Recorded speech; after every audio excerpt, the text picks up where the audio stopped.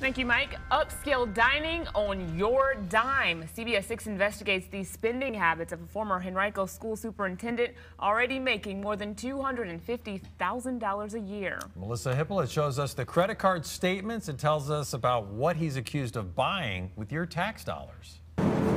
From the Hard Shell to La Mer to the Hotel Del Coronado in San Diego. Former Henrico superintendent Dr. Patrick Russo had some expensive meals on the job, and many of those tabs were picked up by county taxpayers.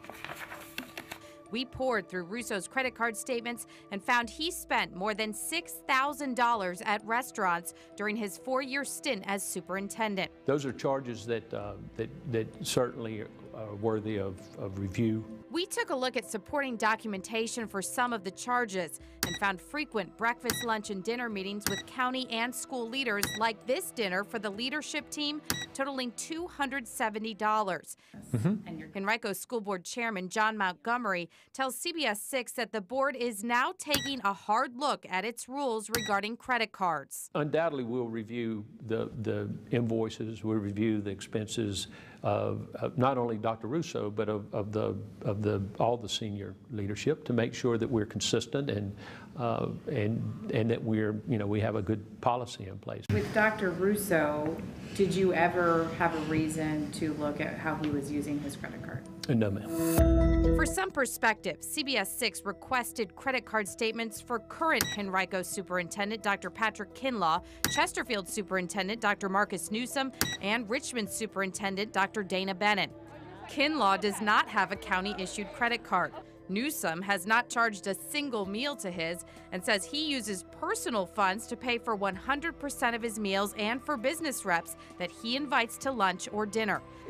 And Bennett has charged roughly $1,000, but a large chunk of that money went to pay for a lunch for staff members at Huguenot High School who helped move from the old building to the new building over winter break. The behavior that is demonstrated through the use of a corporate card is going to vary from individual to individual. Retired Hanover Superintendent Dr. Stuart Robertson says it's not unusual for superintendents to do business over breakfast, lunch, or dinner and use a county-issued credit card. The school board is going to place the trust in the superintendent to assure that he or she is acting in a way that's most appropriate and using the best judgment that they can use. And Grapevine I've heard of. Montgomery says the finance director for Henrico Schools reviews all invoices to determine whether there are bona fide business expenses. People might look at this report and think, why were we paying for this guy to go out to dinner with somebody?